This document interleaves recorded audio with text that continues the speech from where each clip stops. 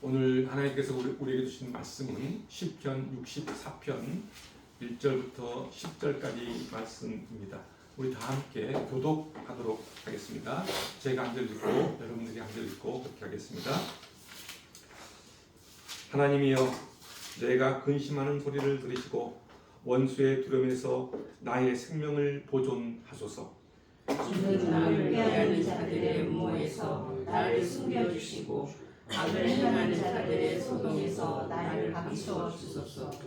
그들이 칼같이 자기를 연마하며 화살같이 독한 말로 겨누고 숨은 곳에서 온전한 자를 쏘며 갑자기 쏘고 두려워하지 아니하는도다. 그들은 악한 목적으로 서로 격려하며 남몰래 올무높이를 함께 의논하고 하는 말이 누가 우리를 보리오 하며 그들은 죄악을 꾸미며 이르기를 우리가 묘책을 찾았다 하나니 각 사람의 속뜻과 마음이 깊도다. 그러나 하나님이 그들을 쏘시니 그들이 갑자기 화살에 상하리로다. 이러므로 그들이 엎드러지니 그들의 혀가 그들을 해하이며 그들을 보는 자가 다 머리를 흔들리로다. 모든 사람이 두려워하여 하나님 일을 선포하며 그의 행하심을 깊이 생각하리로다. 의인은 여호와로 말미암아 즐거워하며 그에게 피하리니 마음이 정직한 자는 다 자랑하리로다. 아멘. 오늘 이 시편 64편 이 본문은 다윗이 자신의 비참한 심정을 하나님께 호소하는 내용입니다. 다윗은 자신의 생명을 위협하는 원수들의 공격에 근심과 두려움으로 하나님의 보호와 지혜를 구하고 있습니다. 본 시편은 다윗이 자신의 아들 압살롬에게 배반당한 고통 속에서 지은 시라고 할 수 있습니다. 본 시편의 내용을 간략하게 살펴보면 먼저 1절과 2절을 제가 읽어보겠습니다. 하나님이여, 내가 근심하는 소리를 들으시고 원수의 두려움에서 나의 생명을 보존하소서. 주는 악을 피하는 자들의 음모에서 나를 숨겨주시고 악을 행하는 자들의 소동에서 나를 감추어 주소서. 다윗이 악인들의 음모와 소동 가운데 신변의 위협을 받고 있다며 하나님께서 자신의 생명을 보호해달라고 다윗은 호소하고 있습니다. 그리고 3절부터 6절까지를 보면은 악인의 거짓되고 간교한 혀의 놀림은 잘 가는 칼 같고 독바른 화살 같다며 악인들의 사악함에 대해서 고발하고 있습니다. 그리고 마지막으로 7절부터 10절까지는 하나님의 심판의 화살에 의해 악인들은 졸지에 망하게 될 것이며 다른 사람을 두렵게 하던 그들은 하나님을 두려워하게 될 것이라고 말하고 있습니다. 그러면서 오직 하나님만 의지했던 의인은 하나님으로 인해 기쁨으로 노래하게 될 것이라고 말합니다. 이것이 오늘 본문의 내용입니다. 먼저 1절을 보면은 다윗은 원수들이 자신을 죽이려고 은밀하게 숨어서 계략을 꾸미고 있다는 것을 알고 두려움에 떱니다. 왜 자신을 그렇게 음해하는지 그 이유는 자세히 알지 못하나 아무튼 자신을 죽이려는 자들의 공격은 자신의 생명을 위협하고 있다는 것에 근심과 두려움으로 하나님께 자신의 생명을 보호해달라며 호소합니다. 그리고 그 근심과 두려움은 아무도 자신을 도와줄 사람이 없다는 데서 더욱 크게 다가옵니다. 아무리 사방을 둘러봐도 자신을 도와줄 사람은 없고 모두가 적군인 현실에 다윗은 낙담합니다. 이 같은 상황 속에서 다윗은 무엇을 하고 있습니까? 하나님을 찾습니다. 1절입니다. 하나님이여, 나의 근심하는 소리를 들으시고 원수의 두려움에서 나의 생명을 보존하소서. 여기서 근심하는 소리는 억울함에서 나오는 탄식을 말합니다. 다윗은 사람들로부터 욕을 먹거나 조롱당할 만한 죄를 짓거나 부정을 저지른 적이 없습니다. 그럼에도 불구하고 원수들은 이유 없이 다윗을 죽이려고 합니다. 그러니 다윗의 입에서 탄식 소리가 나올 수밖에 없습니다. 그리고 그는 하나님께 도움을 구합니다. 원수들이 자신을 죽이겠다고 위협하지만은 하나님께서 자신의 생명을 보존해 주기를 간구합니다. 2절을 보면은 주는 악을 꾀하는 자들의 음모에서 나를 숨겨주시고 악을 행하는 자들의 소동에서 나를 감추어소서 라고 말합니다. 다윗은 하나님께서 악을 꾀하는 자들의 음모에서 자신을 숨겨주시고 악을 행하는 자들의 폭력으로부터 자신을 보호해 주기를 요청하고 있습니다. 우리는 인생을 살면서 여러 가지 근심과 두려움으로 휩싸일 때가 가끔 있습니다. 그 근심과 두려움은 우리의 인생을 벼랑 끝으로 몰아가기도 합니다. 어떤 사람은 그 근심과 두려움을 이기지 못해 스스로 목숨을 끊는 경우도 있고, 또 어떤 사람은 그 근심과 두려움에 대항해서 용감하게 싸워보려는 사람도 있습니다. 또 어떤 사람은 절망 속에서 헤어나오지 못하는 사람도 있습니다. 그래서 사람들은 근심과 두려움을 없애기 위해 여러 가지 방법을 강구해 봅니다. 전문가를 찾아가거나 또는 마인드 컨트롤을 배워서 부정적인 생각을 긍정적으로 생각으로 바꾸어 보는 노력도 해봅니다. 그리고 그런 마음을 가지고 근심과 두려움을 해결할 수 있다는 믿음으로 담대하게 맞서보기도 합니다. 그런데 한번 봅시다. 이 모든 것을 동원한다고 해서 우리 마음속에 있는 근심과 두려움이 싹 사라질까요? 그렇지 않습니다.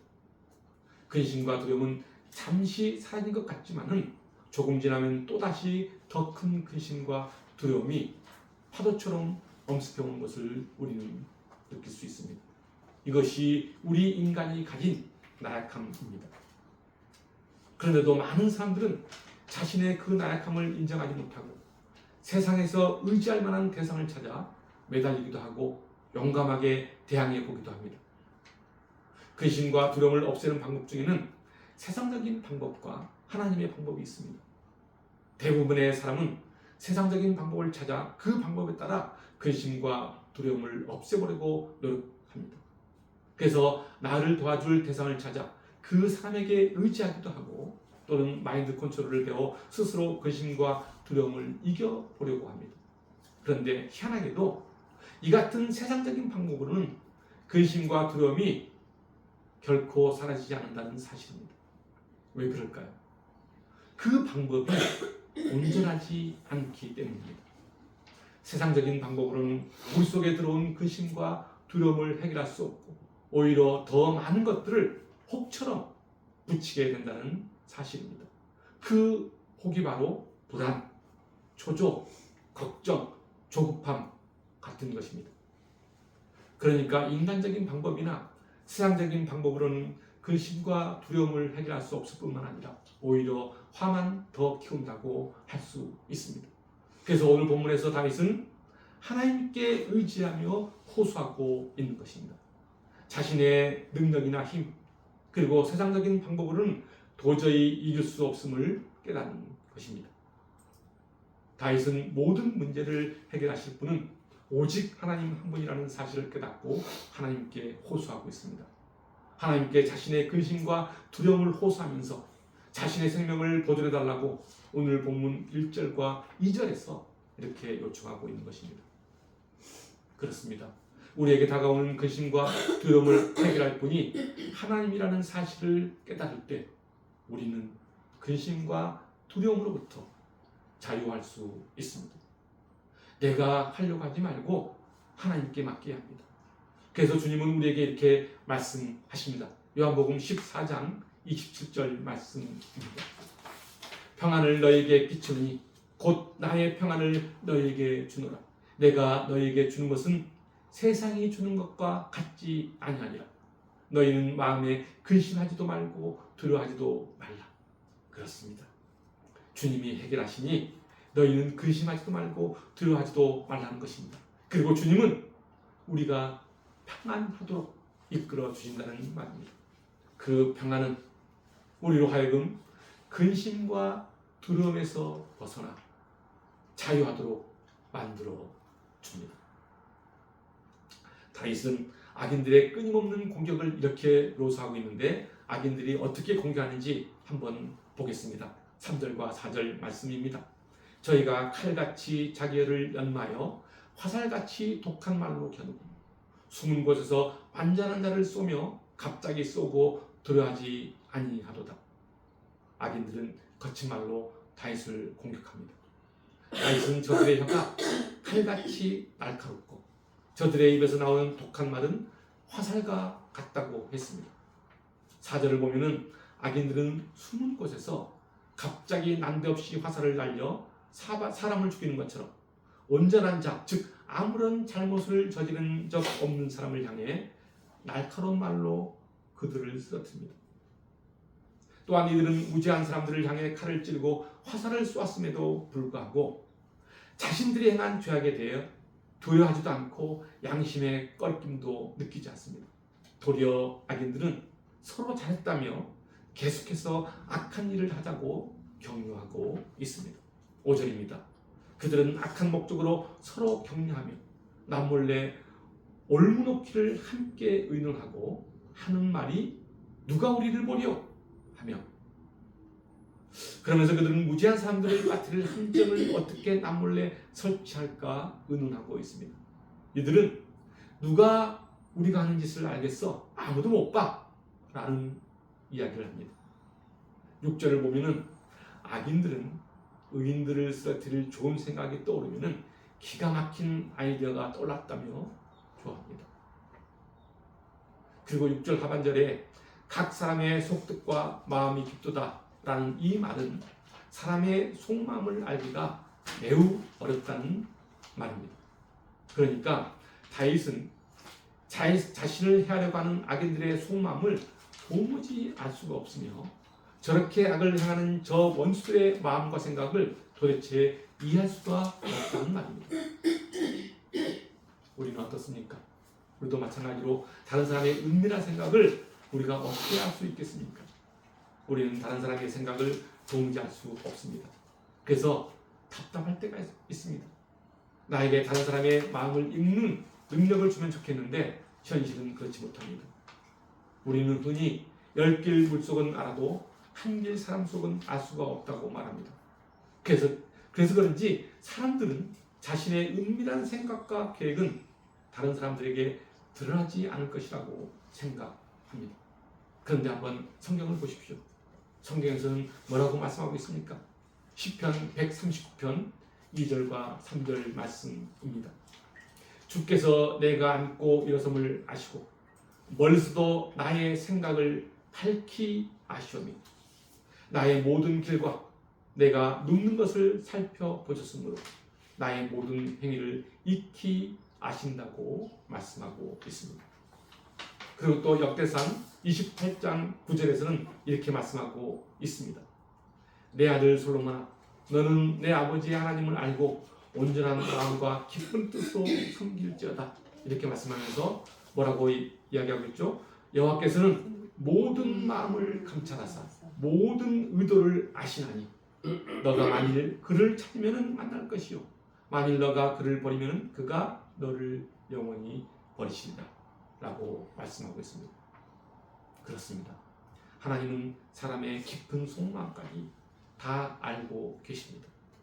그러니까 사람의 눈은 속여도 하나님의 눈은 속일 수가 없다는 말입니다. 다윗은 자신을 해하려는 악인들의 속마음을 알지 못해 근심과 두려움에 휩싸여 하나님께 자신의 마음을 호소합니다. 다시 말하면 다윗은 자신의 생각과 의도마저 완전히 내려놓고 하나님께 자신을 맡긴 것입니다. 그러자 하나님께서는 어떤 일을 행하고 있습니까? 그렇습니다.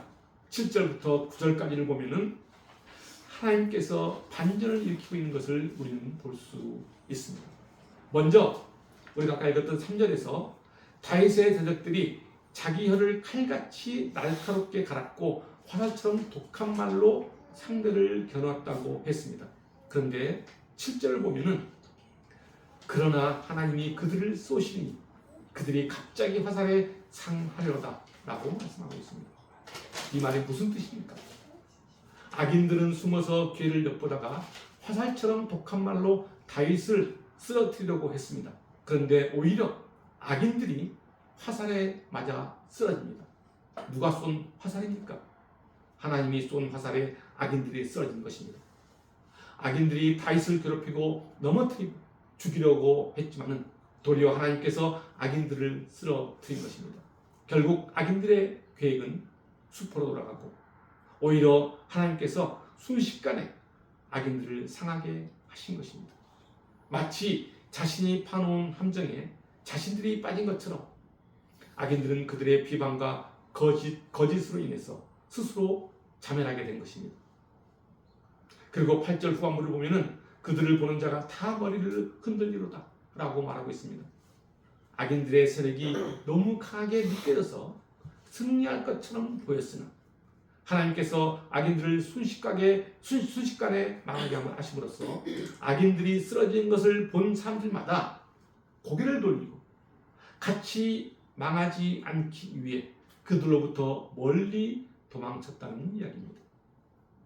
그리고 또 9절을 보면은 모든 사람이 두려워하여 하나님의 일을 선포하며 그 행하심을 깊이 생각하리로다 라고 말하고 있는데, 이 말씀은 하나님께서 공의의 심판을 행하심에 대한 진술입니다. 그러니까 하나님의 공의와 심판으로 악인들은 순식간에 멸망하는 것을 본 사람들은 하나님을 두려워하며 주께서 행하신 일들을 세상에 널리 알린다는 말입니다.